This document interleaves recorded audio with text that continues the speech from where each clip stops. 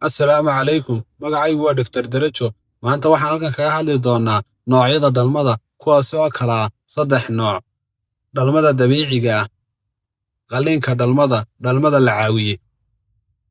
Haddaba casharkani wuxuu u muhiim yahay hooyo kasta oo uur leh iyo qof kasta oo xiisaynaya caafimaadka hooyada iyo dhallaanka. Haddaba haddaynu ku horreyno dhalmada dabiiciga ah. Dhalmada dabiiciga ah waa marka ilmuhu si caadi ah uga soo baxo xubinta taranka iyadoo aan qalliin la isticmaalin. Haddaba waxaa la sameeyaa marka uurku uu caadiga yahay, ilmuhu madaxa hoos u soo jeediyo, hooyadu awood u leedahay riixitaanka. Haddaba faa'iidooyinkiisa: soo kabasho degdeg ah, xanuun yaroo dhalmada ah, khatar yaroo hooyada iyo ilmaha mararka qaar ku iman karta. Habka labaad waa qalliinka dhalmada. Haddaba qalliinka dhalmadu waa marka ilmuhu qalitaanka looga soo saaro hooyada caloosha.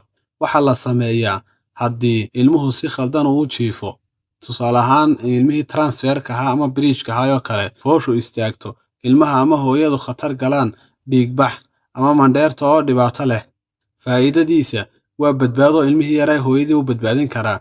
Haddaba maxaa khasaare marka qaar iman kara? Soo kabashada hooyadu way dheeraataa, khatar infection, qalliimo kale oo mustaqbalka ah. Dhalmada saddexaad waa dhalmada la caawiyey. Tani waa dhalmo dabiici ah, qalab baa lagu caawiyaa. Waxaa la isticmaalaa marka hooyadu daasho, riixitaanku adkaado, ilmuhu khatar galo. Haddaba habka noocan dhalmada faa'iidadeedu waa qalliinka ayaa lagaga badbaadaa, khasaaraheeguna inta badan iska kooban yahay dhaawac yar oo kooban ayaa ilmaha iyo hooyada mararka qaar soo gaadhi kara. Haddaba dhammaan noocyada dhalmadu waxa ay leeyihiin waqti iyo xaalad gaar ah, dhakhtarkuna waa kan go'aamiya midka ku habboon. Fadlan waxaan kaa codsanayaa inaad subscribe-ka ii saarto, wixii commentina habka dhalmada aad hooyo martay halkan aad igu soo gudbiso.